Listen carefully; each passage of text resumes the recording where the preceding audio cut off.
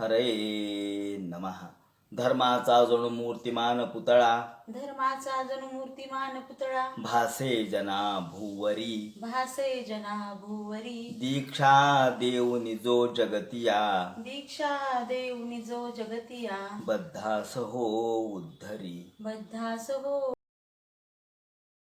उद्धरी. वाणीने वदता भागवती कथा, वाणीने वदता भागवती कथा, व्यासा प्रती भासला. व्यासा प्रती भासला. तो हा गुरु श्री जनार्दन असा, तो हा गुरु श्री जनार्दन असा, पाटांगणी शोभला. पाटांगणी शोभला. सद्गुरुनाथ महाराज की जय. हरे नमः. श्री शुकवाच एवं पुरा धारणयात्मयोनिर्नष्टां स्मृतिं प्रत्यवृद्ध्य तुष्टात् तथा ससर्जेत ममोहदृष्टिर् यथाप्यात् प्राग व्यवसाय बुद्धिः. भगवान वेदव्यास वर्णन करून सांगू लागले आणि सूत शौनकादिकाचा संवाद प्रारंभापासून चालू आहे. आणि आता शुकाचार्य राजा परीक्षितीला सांगतात. याप्रमाणे शुकाचार्य म्हणतात, हे राजा, एवं पुरा धारणयात्म योनिर, अशा पद्धतीची धारणा करूनच पूर्वी ब्रह्मदेवाने सृष्टी निर्माण केली. ही ब्रह्मदेवाची सृष्टी ही पूर्वी ब्रह्मदेवाने निर्माण केल्याप्रमाणेच निर्माण केली, कारण भगवंताची कृपा या धारणा आणि नंतर ध्यान त्यांनी केल्यानंतर त्याला प्राप्त झालेली आहे. याप्रमाणे या ठिकाणी शुकाचार्य म्हणतात, अरे परीक्षिते, खरं म्हणजे मानवाने मानव जन्म प्राप्त झाल्यानंतर स्वतःचं आत्मकल्याण स्वकल्याण करून घेणं अत्यंत आवश्यक आहे.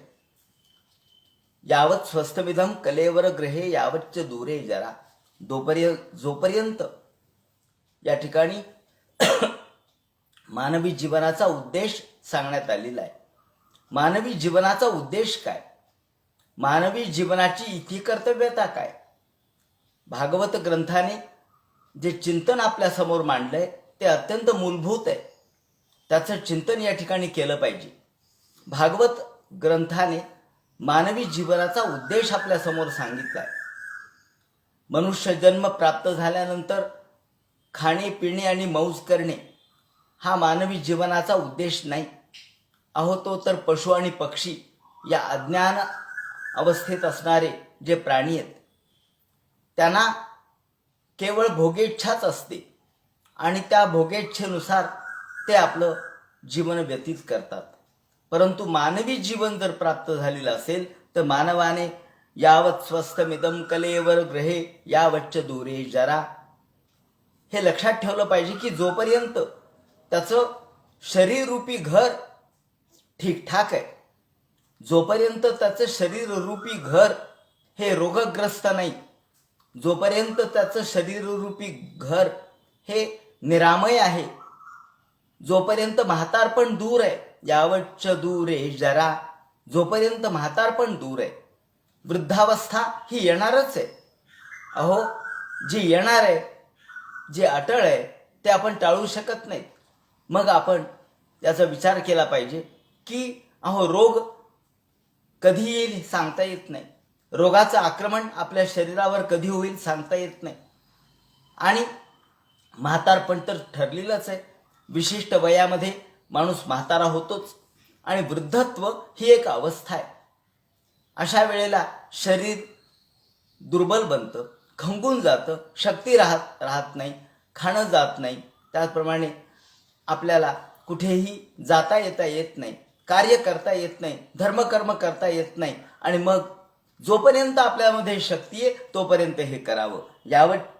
यावत स्वस्थमिदम कलेवर ग्रहे यावच्च दूरे जरा, यावत इंद्रिय शक्तिरप्रतिहता, जोपर्यंत अप्रतिहत इंद्रिय शक्ती आहे. अप्रतिहत म्हणजे आपल्याजवळ आपल्या इंद्रियाची शक्ती जोपर्यंत कायमस्वरूपी टिकलेली आहे, जी हत होणारी, दुर्बल जोपर्यंत आपली इंद्रिय झालेले नाहीत, जोपर्यंत परस्वाधीनता आपल्या शरीरात आलेली नाही, नाहीतर बसली जागा उठवेना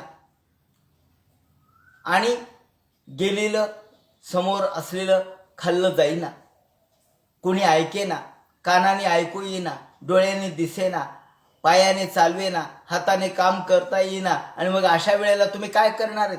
ते म्हणतात इंद्रिय शक्तिरप्रतिहता यावत क्षयो नायुषः.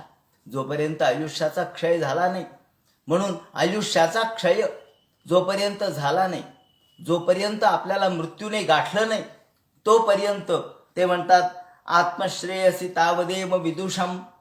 तोपर्यंतच आत्मश्रेय करून घ्यावं, तोपर्यंतच आपल्या पदरामध्ये आपलं फळ पाडून घ्यावं, तोपर्यंतच आपल्याला आपल्या जीवनाचं इप्सित, आपल्या जीवनाचं साध्य करून घेता येईल.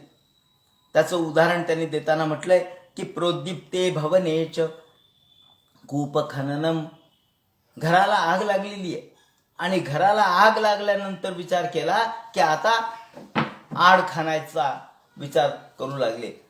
का बरं आड कशाला खणू लागले? अहो, घराला आग लागली आहे, ती विझवण्यासाठी पाणी पाहिजे. अहो, प्रोद्दीप्ते भवनेच कूपखननम. जर घरालाच आग लागली तर आड खाण्यामध्ये वेळ घालवण्यात अर्थ नसतो. आणि तुम्ही आड कधी खाणार, त्याचप्रमाणे त्यातून पाणी कधी निघणार आणि आग कधी विझवणार, तोपर्यंत सगळं घर जळून जाईल. म्हणून ते म्हणतात प्रोद्दीप्ते भवनेच कूपखननम. जोपर्यंत आपल्या हातामध्ये शक्ती आहे तोपर्यंतच परमार्थ केला पाहिजे. कृष्ण स्वदीय पद पंकज पंजरांते देव मे विशतु मानस राजहंसाः. हे मान आपण मनालाच ते म्हणतात की मनरूपी राजहंस, हे मनरूपी राजहंसा आजच तू भगवंताच्या पदाशी एकरूप हो. कृष्णत्वदीय पद पंकज पंजरांते. पदरूपी पंकजामध्ये, पदरूपी कमलामध्ये आजच भगवंताच्या पद चरणाचा आश्रय तू घे. देव मे विशतु. आजच भगवंताच्या चरणाचा आश्रय घे. का? ते म्हणतात आजच कशामुळं? करता येईल ना उद्या. अहो, आपण म्हणतो ना, कबीरांनी म्हटलंय की प्रत्येक क्षण आपण उपयोगात आणला पाहिजे. उद्या करू म्हणून चालणार नाही. उद्याचा क्षण येणार नसतो. म्हणून कल करे सो आज कर, आज करे सो अब. दिन में किंवा पल में प्रलय होएगा, फिर करेगा कब. जेव्हा कबीर दासांनी ज्या वेळेला म्हटलं की उद्याचं काम आज करावं, उद्याची गोष्ट आज केली पाहिजे, उद्या धर्मकर्म करू म्हणून चालणार नाही. उद्या कधीच येत नसतो, कारण उद्या कोणी पाहिलाय. म्हणून आपण प्राणप्रयाण, उद्याचा विचार आपण करू नये. जे काही परमार्थ करायचं तो आज आणि आत्ता केला पाहिजे. काही काही लोक म्हणतात कल करे सो आज कर. कशाला हो? आज करे सो कल कर, कल करे सो परसो. जीना है बरसो, इतनी तो भी क्या जल्दी है, जीना है बरसो. आता जीना है बरसो असं त्याचं म्हणणं खरं म्हणजे चुकीचं आहे. आज जे करायचं ते उद्या करू, उद्याचं परवा करू, अशी चालढकल करत गेली तर माणसाचं जीवन माणसाच्या हातातून निघून जाईल. ज्याप्रमाणे हातामध्ये गार घेतलेली असते आपण आणि नंतर मूठ उघडली तर गार शिल्लक राहत नाही, पाणीच आपल्याला दिसतं. त्याप्रमाणे आपण मुठी बंद करून येतो आणि जाताना मुठी आपल्या उघडलेल्या असतात. यावेळेला सगळं आयुष्य सरलेलं असतं, गार निघून गेलेली असते, गारेचं पाणी झालेलं असतं, आयुष्याचंही पाणी झालेलं असतं. प्राणप्रयाण समये कफपित्त वातैहि. ते म्हणतात प्राणाच्या जेव्हा प्राण निघायला सुरुवात होते, ज्या वेळेला मृत्यू आपल्या कंठाशी येतो आणि प्राण निघून जायला लागतो, त्यावेळेला कफ पित्त आणि वात, कफ पित्त आणि वात यांचा प्रकोप इतका वाढतो की त्या प्रकोपामुळे आपल्याला भगवंताचं स्मरण होतच नाही, होऊच शकत नाही. कंठावरोधन विधौ स्मरण कुतस्ते. आणि ज्या वेळेला आपल्या गळ्याशी मृत्यू येतो, आपल्या प्राणाशी गाठ येते, त्यावेळेला आपण आपल्याच दुःखात व्यतीत असतो. या कफ पित्त आणि वात यांच्या प्रकोपाने एवढं प्रचंड दुःख आपल्या शरीराला होत असतं की त्यातून भगवंताचं स्मरण ते म्हणतात कसं होईल हो. कंठावरोधन. कंठ जेव्हा दाबला जातो, कंठ जेव्हा शोष कंठाचा होतो, गळा दाबला जातो, अशा वेळेला स्मरणं कुतस्ते. भगवंताचं स्मरण कसं होईल? म्हणून जे काही करायचं ते आजच केलं पाहिजे. आणि त्यासाठी आपल्या जीवनाचा उद्देश त्यांनी सांगितला आहे. जीवनाचा उद्देश खाणं पिणं मौज करणं असा नाही. जीवनाचा उद्देश हा केवळ सुख आणि उपभोग घेणं एवढा नाही आहे. ते म्हणतात आपण आपल्या गरजा कमी केल्या पाहिजेत, ज्याची आपल्याला काहीच गरज नाही. सत्यांक्षितो की कशिपव प्रयासेल बाहो स्वसिद्धे हुबबर्हणे किम. आपण खरं म्हणजे स्वयंपूर्ण आहोत. या ठिकाणी स्वयंपूर्णतेचा नारा आज पंतप्रधान आपल्याला देत आहेत. आपण खरेखरच भागवतानेच स्वयंपूर्णतेचा नारा आधीच दिलेला आहे की आपण अपूर्ण नाहीत. आपण दुसऱ्यांकडे मागायला जायची काहीच गरज नाही. आपण प्रत्येक गोष्ट दुसऱ्याला मागायला जातो उसणं, काही गरज नाही उसणं मागायला जायची.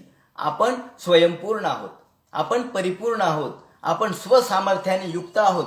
ते म्हणतात कसं काय हो, आम्हाला प्रत्येक गोष्टीची गरज आहे. ते म्हणतात काही गरज नाही. ईश्वराने तुम्हाला सर्व गुण संपन्न या ठिकाणी पाठवून दिलेलं आहे. ईश्वराने सर्व प्रकारच्या सोयी सुविधांनी युक्त करून तुम्हाला पाठवून दिलंय. फक्त तुम्हाला त्याचा उपयोग करता येत नाही. त्याप्रमाणे संत तुकाराम महाराजांनी एक अभंग दिलेला आहे. त्या अभंगामध्ये त्यांनी म्हटलंय की एक शेंदाड शिपाई असतो. जो शेंदाड शिपाई ज्याला युद्ध काहीच करता येत नाही, परंतु बाता मोठ्या मारत असतो युद्धाच्या. आणि त्याला ज्या वेळेला युद्धावरती पाठवलं जातं त्यावेळेला त्याला एका घोड्यावर स्वार व्हायला सांगितलं जातं. घोड्यावर स्वार होतो. त्यानंतर त्याच्या अंगावर चिलखत वगैरे घातलं जातं, जिरेटोप घातला जातो, हातामध्ये तलवार आणि ढाल दिली जाते आणि त्याला सांगतात जा युद्धाला. तो म्हणतो कसं काय युद्धाला जाऊ, अरे जा ना लवकर पळत. तो म्हणतो कसा पळू, का बरं, पळायला काय झालं. ते म्हणले मला घोड्यावर बसवलंय आणि बसवल्यावर पळता येतं का, आपण तर बसलोय. माणसाला जर बसवलं तर कसं पळता येईल. ते म्हणतात बैसविले येणे मला अश्वावरी, धावू पळू तरी कैसा आता. आणि मग एका हातामध्ये ढाल आहे, दुसऱ्या हातात तलवार आहे. तो म्हणतो युद्ध कसा करू, का तर हे दोन्ही गोष्टी मध्ये माझे हात गुंतलेत. ढाल तलवारे गुंतले हे कर, म्हणे मी झुंजार कैसा झुंजो. मी झुंजार खराय, मी युद्ध करण्यात कुशल आहे, पण दोन्ही हात जर माझे गुंतलेत तर मी युद्ध कसा करू. तेव्हा तुकाराम महाराज म्हणतात सगळे उपाय तुझ्या जवळ आहेत, असोनी उपाय म्हणे हे अपाय. अरे तुझ्या हातामध्ये जे तलवार आणि ढाल आहे ते गुंतलेलं नाही, उलट तुला ते सहाय्यकारी आहे. एवढा गतिमान असणारा घोडा तुझ्या मांडीखाली दिलेला आहे आणि तुला पळता येत नाही म्हणजे काय. तू तर आणखी वेगाने पळू शकतोस, परंतु तुला घोड्याला कसं पळवायचं ते कळत नाही, घोड्यावर मांड कशी ठेवायची ते कळत नाही, हातामध्ये असलेला ढाल त्याचा वापर कसा करावा, तलवारीचा वापर कसा करावा हे जर तुला कळत नसेल तर असोनी उपाय म्हणे हे अपाय. त्याप्रमाणे देवानी आपल्याला सगळ्या काही गोष्टी करून पाठवल्यात. ते म्हणतात अहो आपल्या जवळ हात दिलेत, मग उशांची काय गरज आहे. त्याचप्रमाणे तुम्हाला पाणी प्यायचं असेल तर एवढ्या नद्या धो धो धो धो धो वाहतात. परोपकाराय वहन्ते नद्याः, परोपकाराय फलन्ते वृक्षाः. अहो वृक्ष हे तुम्हाला फळ द्यायला सिद्ध आहेत, या नद्या तुम्हाला पाणी द्यायला सिद्ध आहेत. सत्यंजलो किम पुरुषान्न पात्र्या दिग्बल कलादो सतकिम दुकुलैही. आणि ही झाडं, या झाडांच्या साली तुम्ही नेसल्या तर तुमचं या ठिकाणी लज्जारक्षण होतं. मग तुम्हाला किम दुकुलैही, या ठिकाणी रेशमी वस्त्रांची अपेक्षा तुम्ही करता कशासाठी. अहो तुम्हाला वस्त्र कशाला पाहिजे, फक्त लज्जारक्षणासाठी. मग एवढी जर तुमची गरज असेल तर त्यासाठी उंची वस्त्राची काय गरज आहे. अहो त्या ठिकाणी शुकाचार्य म्हणतात जसं संत तुकाराम महाराजांनी म्हटलंय की आकाश मंडप पृथ्वी आसन रमे तेथे मन क्रीडा करू. अहो आकाशरूपी मंडप आपल्याला भगवंतांनी आधीच घालून दिलेला आहे. हा मंडप आहे आकाशरूपी मंडप, म्हणून हे वितान म्हणजे मंडप आहे, तो भगवंताने घालून दिलाय. पृथ्वी ही आसन आहे, भगवंताने आधीच आम्हाला पृथ्वीरूपी आसन घालून दिलंय. मग आम्हाला इतरांना मागण्याची काय गरज आहे. आम्ही इतरांना मंडप मागू नका, इतरांना आसन मागू नका, इतरांना गाद्या गिरद्या मागू नका. अहो तृणावरती झोपायला काय हरकत आहे. दिक्वल कलाव चिराणी किंपथीन संती दिशंती भिक्षाम नैवांग्रिपा परभृता सरितोपशुष्यन. याप्रमाणे गरजा मर्यादित करायला सांगितल्यात. आणि तुम्हाला जर राहायचं झालं, तुम्हाला राहण्यासाठी कोणती जागा आहे असं तुम्ही म्हणाल तर वृद्धा गुहा. गुहा काही बंद केल्यात का, गुहा आहेतच. गुहेमध्ये जाऊन राहा, एखाद्या कोठारामध्ये जाऊन राहा, एखाद्या वृक्षाचा आसरा घ्या. किमजे नो वसती नोपसन्नान कस्मात भजंती कवयो धनदुर्मदांधान. याप्रमाणे आम्हाला साध्य काय याचा विचार करता येत नाही. आम्ही साधनांचाच विचार करत जातो आणि साधनामध्येच लुप्त होतो. वास्तविक आपण साध्य प्राप्त करून घ्यायचं असेल तर साधनाच्या पलीकडे गेलं पाहिजे. आपण केवळ या सांसारिक व्यापातापामध्ये अडकतो, या सगळ्या सांसारिक गोष्टीमध्ये अडकतो आणि त्यातून आपला मूळ उद्देश साध्य होत नाही. वास्तविक लेखन करायला कशाचीच गरज नाही. कोळशाने सुद्धा लोक लिहित नव्हते का? कोळशाने देखील लिहित होते, परंतु आज एकदम उच्च दर्जाचा भारी दर्जाचा पेन आणतात तरी सुद्धा लिहायची इच्छा नसते. ते म्हणतात तुम्हाला सगळ्या गोष्टी भगवंतांनी दिलेल्या आहेत, तेव्हा तुम्ही फक्त भोगवाद सोडून त्यागवादाच्या मागे लागा. सगळे हाव सोडा आणि हाव सोडून, कारण हाव हीच माणसाला हवस म्हणजे हवस, हे पाहिजे ते पाहिजे ते पाहिजे, हे हवं ते हवं ते हवं, अशा प्रकारच्या हौसेतून हवस निर्माण होते, त्यातून हौस निर्माण होते आणि हौसेला मोल नसतं. म्हणून ते म्हणतात की ही हौस सोडा. जीवनाचा उद्देश हौस करणं नाहीये, जीवनाचा उद्देश मौज मजा करणं नाहीये, जीवनाचा उद्देश केवळ पैसा मिळवणं नाहीये. एवं स्वचित्ते स्वतएव सिद्धा. आपण स्वतएव सिद्धा, आपण स्वयंसिद्ध आहोत. आपण कोणालाही काही मागायची गरज नाही, आपण स्वयंपूर्ण आहोत याचा विचार करा. स्वयंपूर्णतेचा नारा भागवतकारांनी सुरुवातीलाच आपल्याला घालून दिलेला आहे. म्हणून आपण खरे स्वयंसिद्ध आहोत, स्वयंपूर्ण आहोत. रडगाणं गारायची गरज नाही, रडगाणं गायची गरज नाही. केवळ कामापुरतं जीवन, ज्या कामापुरत्या गोष्टीचा विचार करा. जी गोष्ट कामापुरती आहे त्याचा फार विचार करत बसू नका. अहो, पोट केवळ एका वेळेपुरतं भरलं तरी पुरेसं आहे. मग त्या पोटाचा विचार काय करता? पोटाच्या वर असलेल्या हृदयाचा, हृदयामध्ये राहणाऱ्या भगवंताचा विचार करा. आत्मा प्रियोर्थो भगवान अनंत. आणि म्हणून भगवान अनंत हाच खऱ्या अर्थानं प्रिय आहे. लोक या पैशाच्या मागे धावतात. माधाव माधाव विनैव दैवम नो धावती साधनमस्ती लक्ष्म्याः. माधाव माधाव, मा म्हणजे लक्ष्मी, लक्ष्मीच्या मागे धावत धावत धावत जातात. माधाव माधाव विनैव दैवम. आणि दैव माणसाचा खरं म्हणजे दैवात असेल ते मिळेल, परंतु माणसं विनैवम विदैवम अर्थात नशिबात जे नाही त्याच्यासाठी सुद्धा प्रयत्न करत राहतात. विनैव दैवम, जे दैवात नाही ते मिळत नसतं. परंतु नोधावतम नो धावनम साधनमस्ति लक्ष्म्याः. किती धावत गेलं म्हणून प्रत्यक्षात लक्ष्मी प्राप्त होत नसते. नुसती वसवस करून लक्ष्मी प्राप्त होत नसते. लक्ष्मीला प्राप्त करून घ्यायचं असेल तर भगवंताची प्रार्थना करा. माधाव माधाव चेत धावनम साधनमस्ति लक्ष्म्याः श्वाधाव मानो न नभेत लक्ष्मी. श्वाधाव मानो, एका कवीने म्हटले, कुत्र्यासारखं धावत धावत जाऊन माणसाला लक्ष्मी मिळत नसते. ज्याप्रमाणे आपल्याला माहिती आहे की एका राजाने असं ठरवलं होतं म्हणे की जो सगळ्यात जास्त पळत जाईल, सकाळी सूर्योदयापासून ते संध्याकाळी सूर्यास्तापर्यंत जो जितका जास्त पळेल तितकी जमीन त्याची. म्हणून गावातले लोक पळायला त्या लोकांनी सुरुवात केली. आणि एक जण सकाळीच उठला बरोबर सूर्योदयाला आणि पळत पळत पळत पळत राहिला. कुठे थांबला नाही, विश्रांती घेतली नाही, मागं पाहिलं नाही, चहा पिला नाही, दूध पिलं नाही, भोजन केलं नाही, नाश्ता केला नाही. का? अहो, जमीन मिळायची.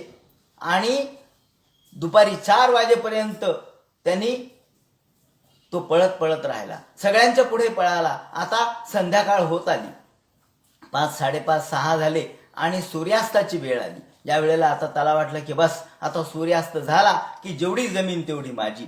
आणि सूर्यास्त होण्याच्या क्षणीच सगळ्या लोकांच्या समक्ष त्याचा देह जमिनीवर पडला. तो धाडकन मूर्छित पडला आणि गतप्राण झाला. काय मिळालं हो त्याला?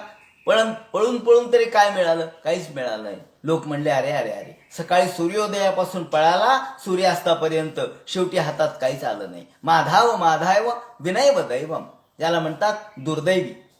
अहो, जेवढं दैवात आहे तेवढं मिळवा, विनाकारण वसवस वसवस करू नका. श्वा धावमानो न लभेत लक्ष्मी, याप्रमाणे कुत्र्यासारखं धावत धावत जाऊन आपल्याला कधीच लक्ष्मी प्राप्त होत नसते. म्हणून तम निवृत्तो नियतार्थो भजेत. शुकाचार्य म्हणतात, म्हणून आपण केवळ भोगाच्या मागे न लागता त्यागवादी जीवन जगलं पाहिजे, त्यागाकडे गेलं पाहिजे. आत्मा प्रियोर्थो भगवान अनंतः. खरं म्हणजे भगवंत हा आपल्याला विरक्त झाल्याशिवाय प्राप्त होत नाही. आणि या प्रेमाने विरक्तीने खऱ्या अर्थाने भगवंताची प्राप्ती होऊ शकते. तम निवृत्तो नियतार्थो भजेत. यासाठी निवृत्त होण्यासाठी भगवंताची प्रार्थना करा. प्रादेश मात्रम पुरुषम वसंतम. हा भगवान कसा आहे याचं वर्णन त्यांनी केलेलं आहे की हा खरं म्हणजे आपल्या प्रादेश मात्रम, तो बाहेर कुठेच नाहीये, तो आपल्यामध्येच आहे. तो आपण स्वतःमध्ये पाहायला पाहिजे. लोक बाहेर पाहतात, लोक बहिर्मुख आहेत.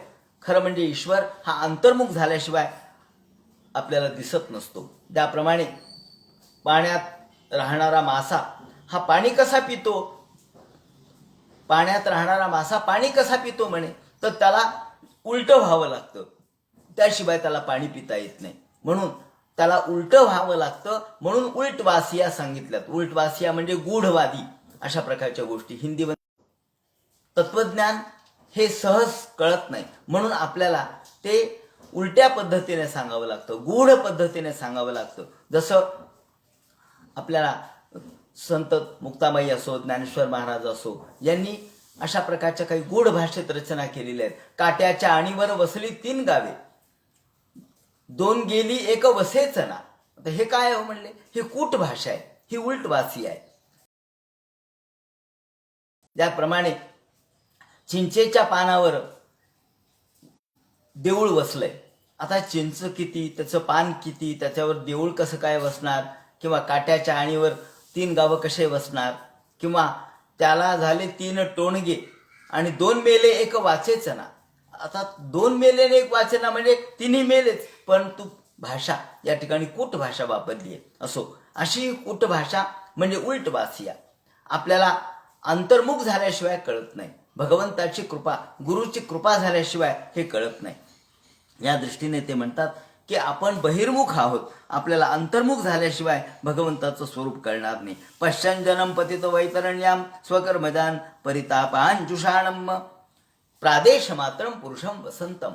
हा पुरुष जो आहे, जे चैतन्य तत्व आहे, तो प्रादेश मात्रम, तो आपल्या प्रत्येकाच्या अंतःकरणात आहे. तो अत्यतिष्ठत दशांगुलम.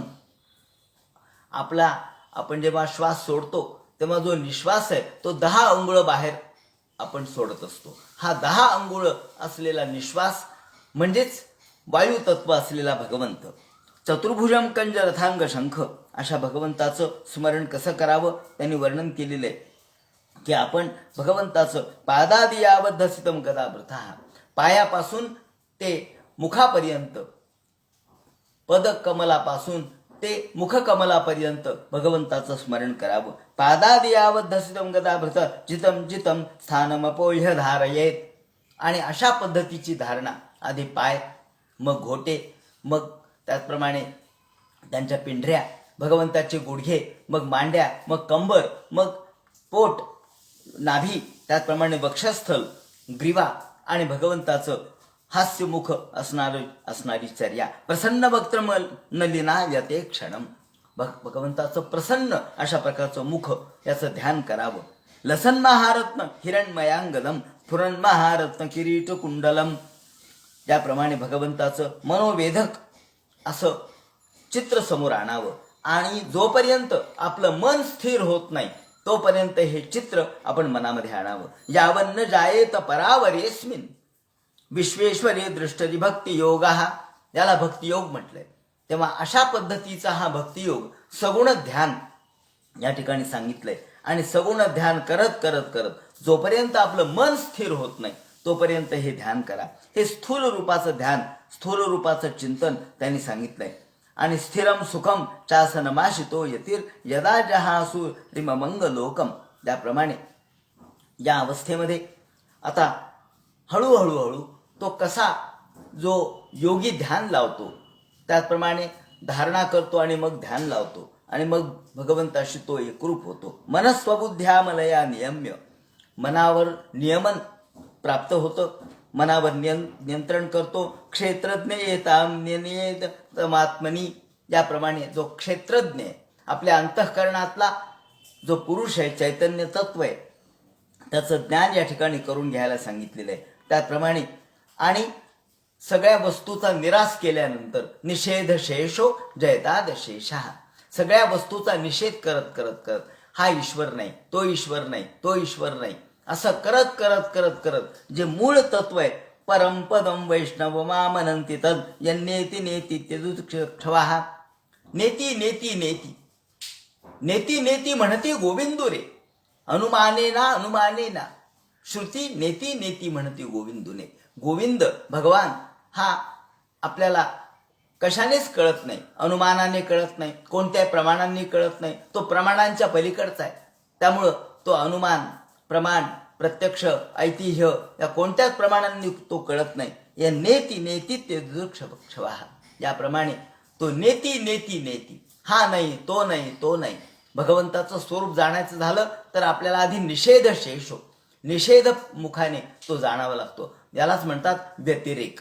व्यतिरेक, अन्वय आणि व्यतिरेक या दोन दृष्टीने भगवंताचं स्मरण करावं, चिंतन करावं, समजून घ्यावं. आणि स्वपार्षणापीड्य गुदम ततो निलम स्थानेषु षट्सून्न मयेजित क्लमः, याप्रमाणे आता या ठिकाणी योग धारणा सांगितली. यानंतर भगवंताची चिंतन, स्मरण, अनुध्यान करत करत करत आपण धारणा कशी करावी हे सांगितलंय. योग कसा धारण करावा ते सांगितलंय. स्वपार्षणापीड्य गुदम ततो निलम, बसावं कसं, आसन जय कसा करावा, या ठिकाणी पातंजल योग सूत्र या ठिकाणी मांडण्यात आलेलं आहे. स्वपार्षणापीड्य, आपण आपल्या दोन पायांच्या असणाऱ्या जे घोटे आहेत त्यांनी आपला मूलाधार चक्र अर्थात आपला जो गुद भाग आहे तो दाबून ठेवावा. स्वपार्षणापीड्य गुदम ततो निलम, आणि तिथला जो अनिल आहे, तिथला जो वायू आहे तो रोखून ठेवावा. त्याप्रमाणे स्थानेषु षट्सून्न मयेजित क्लमः, याप्रमाणे मूलाधार चक्र आपलं पक्क होतं. तो मूलाधार स्थितोसि नित्यम, आणि या मूलाधार चक्राच्या तिथे कुंडलिनी नाडी 3 वेटोळे घालून बसलेली आहे. माऊलींनी वर्णन केल्याप्रमाणे कुंकुम रंगे रंगली, लाल अशा प्रकारच्या या तिचं स्वरूप आहे. ती 3 वेटोळे घालून खाली मान घालून बसलेली आहे. तिला आपल्याला तिची मान वरती करायची आहे. त्या असणाऱ्या कुंडलिनी नाडीला धक्का मारायचा आहे. षटचक्र भेदन या पद्धतीने करायचंय. 6 चक्राचं भेदन, मूलाधार, मणिपूर, याप्रमाणे अनाहत, विशुद्ध, आज्ञाचक्र अशा चक्राचं भेदन करत करत करत आधी मूलाधार चक्रापासून ते सहस्रार कमल, सहस्रदल कमल चक्रापर्यंत याचं भेदन करायचे. माऊलींनी 6व्या अध्यायामध्ये याचं सुंदर विवरण केलेलं आहे. नाभ्याम स्थितम हृदयोक्त तस्मात, याप्रमाणे मूलाधार चक्रापासून ते पुढे कुंडलिनी नाडीचा प्रवास. आता या ठिकाणी योग मार्ग 2 प्रकारचे, एक पश्चिम योग मार्ग आणि एक पूर्व योग मार्ग.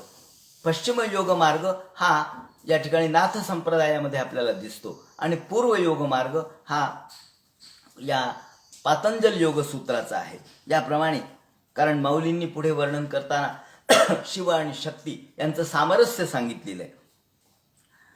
ते आपल्याला या योगशास्त्रामध्ये म्हणजे पातंजल योगामध्ये दिसत नाही. त्याप्रमाणे तस्मात् भ्रुवोरंतर मुन्न येत निरुद्ध सप्तायतोपेक्षा, याप्रमाणे या कुंडलिनी नाडीचा प्रवास 6 चक्रातून सुरू होतो. आधी मूलाधार, मग मणिपूर, मग अनाहत, मग विशुद्ध चक्र, आज्ञाचक्र, याप्रमाणे एक एक एक एक चक्राचं भेदन करत करत शेवटी अमृत तत्व जे सहस्राल दल कमलापर्यंत जिथे अमृत तत्व आहे, 17वी जीवन कळा ज्या ठिकाणी आहे, स्थित्वा मुहूर्तार्ध मकुंठ दृष्टी, या ठिकाणी योगी तिथे आपली दृष्टी कायम ठेवतो. आणि या वेळेला योग्याला सगळ्या प्रकारच्या सिद्धी प्राप्त होतात.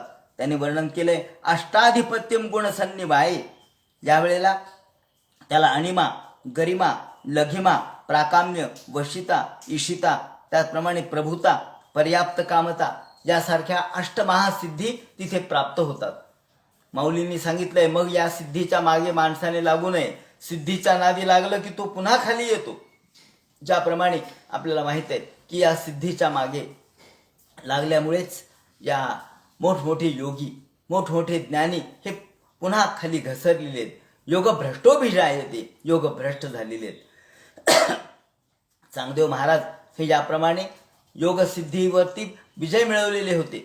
चांगदेव महाराजांनी आपला मृत्यू कितीतरी वेळेला आपल्या मृत्यूला परत पाठवलं. 1400 वर्ष ते जगले, म्हणजे 14 वेळेला मृत्यू परत पाठवला.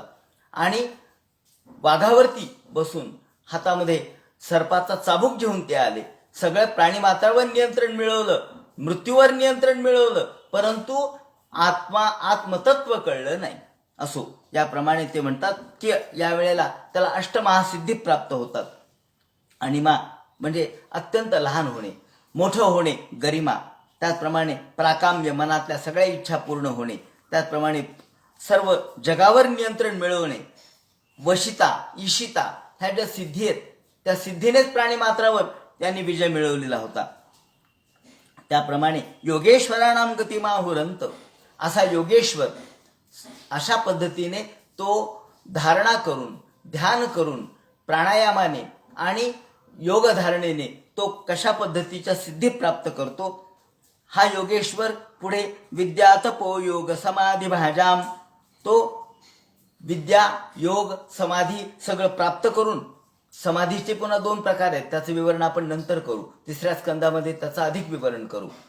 याप्रमाणे ही जी समाधी आहे माणसाला लागू शकते. एक समाधी जी निर्विकल्प समाधी, त्या निर्विकल्प समाधीत गेला की तो परत येत नाही. सविकल्प समाधी, त्याचे पुन्हा 2 प्रकार आहेत.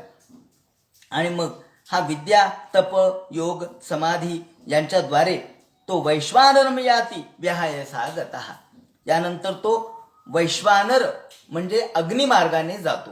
हा जो योगेश्वर आहे तो योगेश्वर योग मार्गाने कसा सिद्धी प्राप्त करतो ते सांगतात.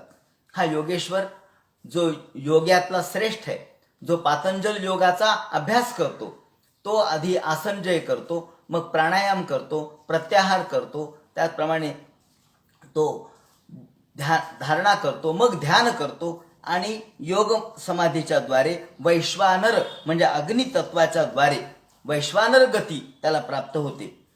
2 प्रकारचे मार्ग सांगितलेत, एक अर्ची मार्ग आणि एक चांद्र मार्ग.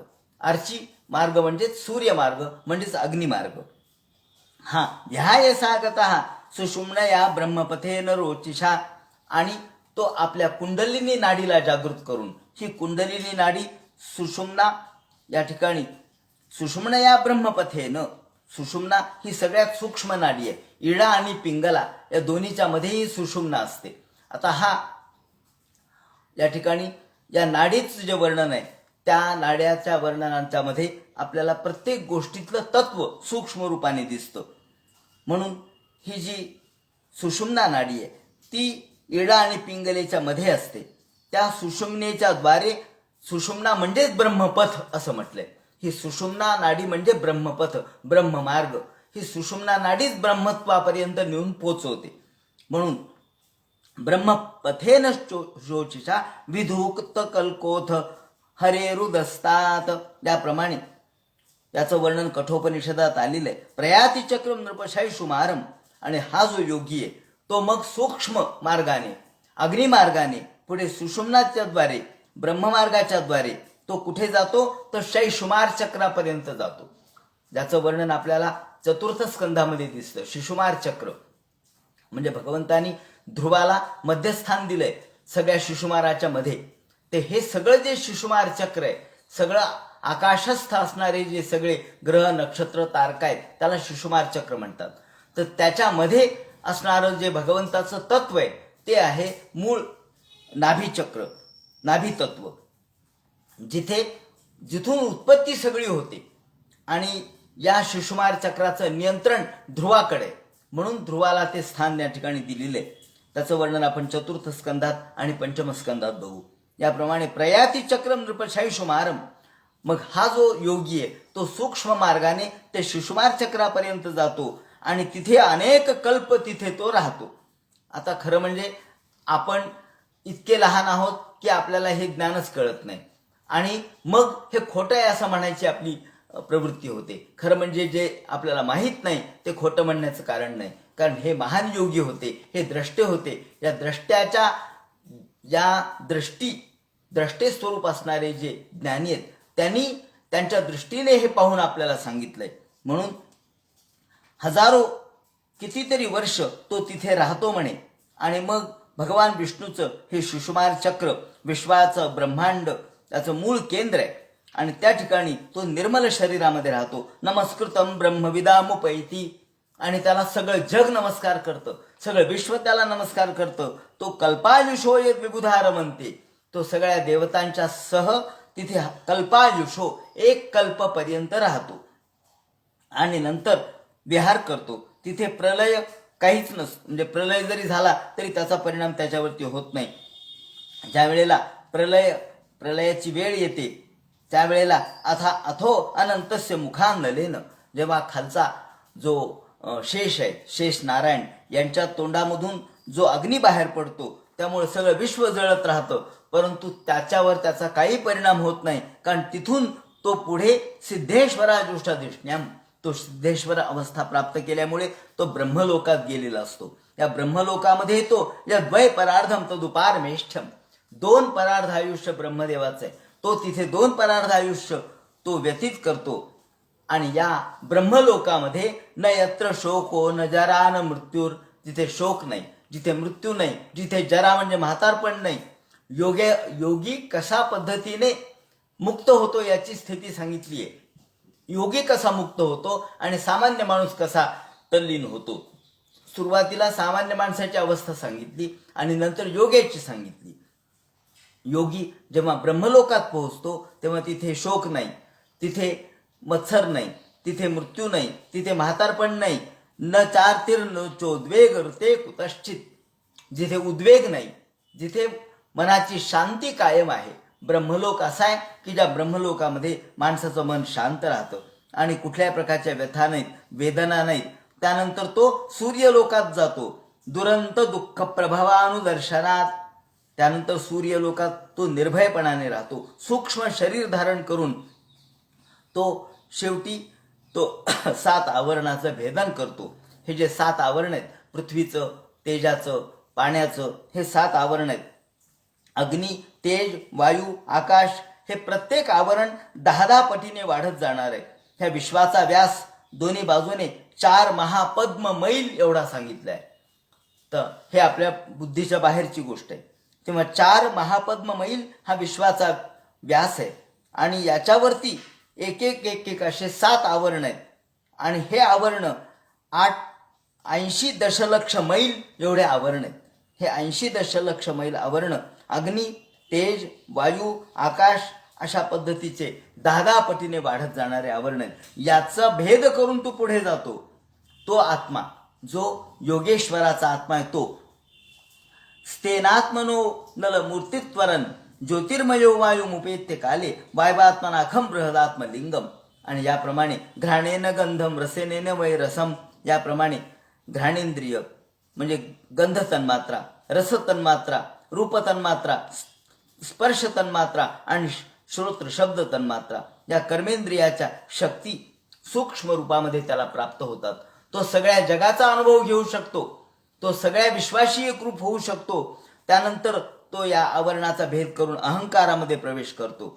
या ठिकाणी भूतांचा तामस अहंकार, इंद्रियांचा राजस अहंकार आणि अधिष्ठात्री देवतांचे सात्विक अहंकार यामध्ये तो स्वतःचा आत्मा लीन करतो. म्हणजे महत्त्वामध्ये नंतर तो लीन होतो आणि महत्त्वानंतर तो मायेमध्ये लीन होतो आणि मायेनंतर तो ब्रह्मतत्वात लीन होतो. याप्रमाणे या योगेश्वराचा प्रवास सांगितलाय.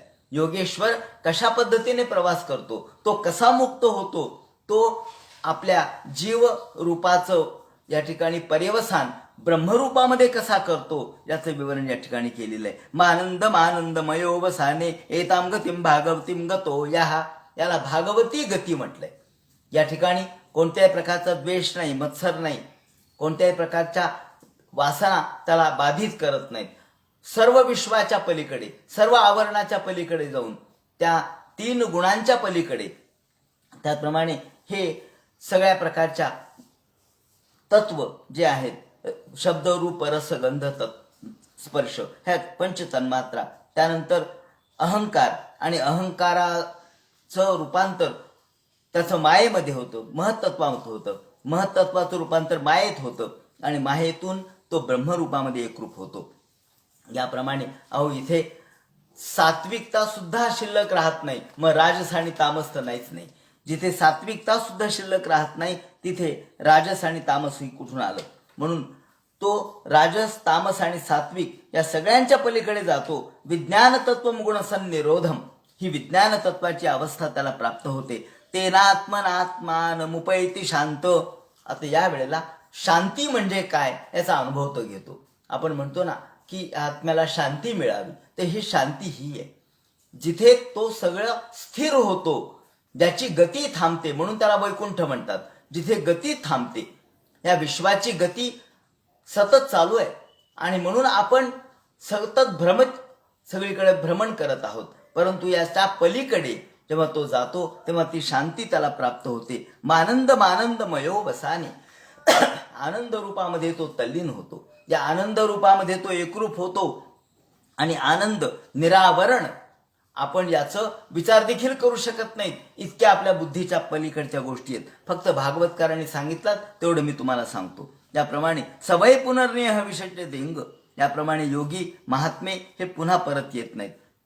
आणि या ठिकाणी येते स्थिती ते नृप वेद गीते, याप्रमाणे हे राजा तुला मी सद्योमुक्ती सांगितली, त्याप्रमाणे क्रममुक्ती सांगितली. सुरुवातीला क्रममुक्ती आणि ही सद्योमुक्ती.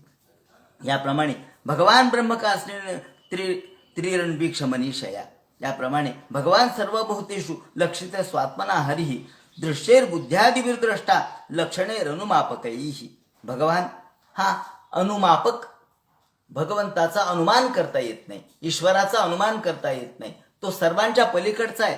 म्हणून भगवान सर्वभूतेषु लक्षित स्वात्मना हरिः, भगवान सर्वांच्या अंतःकरणात आहे, त्याचा अनुमान आपल्याला करता येत नाही, त्याचं मोजमाप आपल्याला करता येत नाही.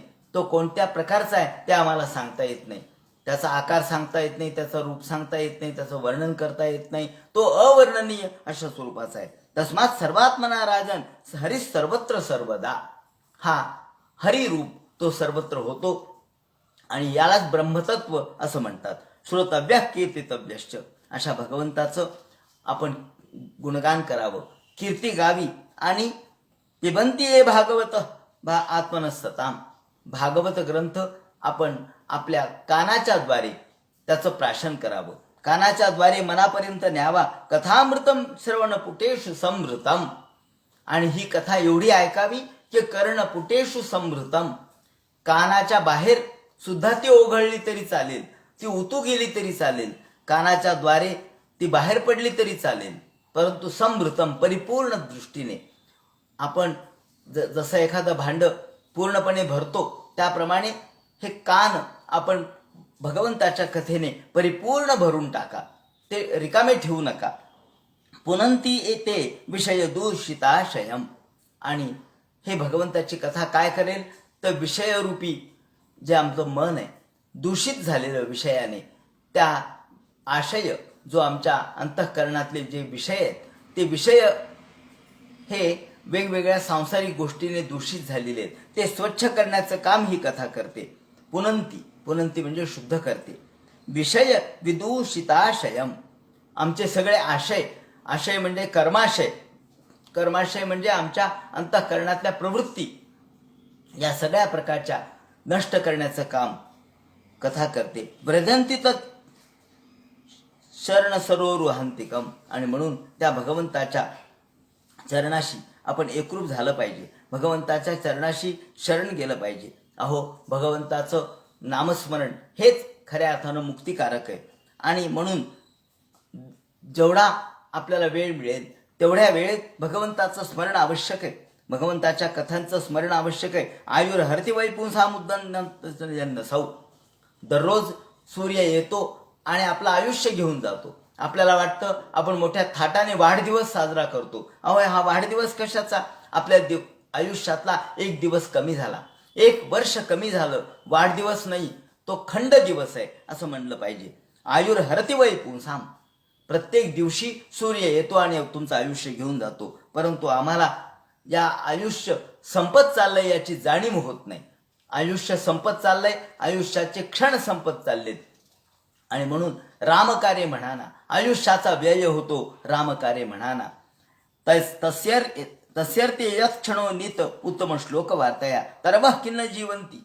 या ठिकाणी भागवतकारांनी आपल्या जीवनाचा उद्देश आपल्या समोर सांगितलाय. आपल्या जीवनाचा उद्देश काय हे आपल्या समोर मोठ्या खणखणीत शब्दात सांगितलंय. तरवः किन्न जीवंती. तुम्ही म्हणताल आम्ही जिवंत आहोत, आम्ही जीवन जगतो. मग कशावरून जीवन जगतात तुम्ही? हे काय मी जिवंत आहे? ते म्हणतात तरवः किन्न जीवंती. अहो झाडं नाही का जीवन जगत म्हणे. मग झाडालाही फळं येतात, झाडालाही फुलं येतात, झाडंही हलतात, झाडंही पाणी पितात, झाडंही सूर्यप्रकाशाचं अन्न तयार करतात. मग झाडातून तुमच्यात काय फरक आहे? काही फरक नाही का? तरवः किन्न जीवंती भस्त्रा किन्न श्वसंत्युत. या लोहाराच्या घरचा भाता ज्याप्रमाणे चालावा त्याप्रमाणे तुमच्या हृदयाचा भाता चाललेला आहे. मग तुमचे फुफ्फुस आणि या लोहाराच्या घरचा भाता हे दोन्ही सारखंच झालं. म्हणजे सारखं कसं काय हो? आम्ही जिवंत आहेत ना. अहो तुम्ही जिवंत असून काय फायदा? भगवंताचं तुम्ही जर नाव घेत नसाल तर त्या जिवंतपणाला काही अर्थ नाही. म्हणून तुमचं चर्म हे निरर्थक आहे.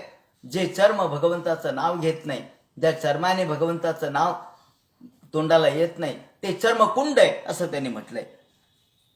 तरवः किन्न जीवंती भस्त्रा किम न श्वसंत्युतो न खादंती न मेहंती किम ग्राम पशवो परे.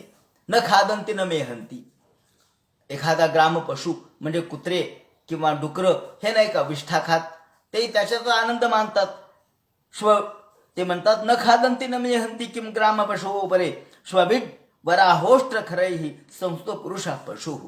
श्वभिड तो एखादा कुत्रा किंवा एखादं डुक्कर किंवा एखादा गाढव ज्याप्रमाणे लोळत असतं त्याला त्याच्यातच आनंद मिळतो, तसं आम्ही आमच्या संसारातच लोळत आहोत. आम्हाला त्याचाच आनंद मिळतो.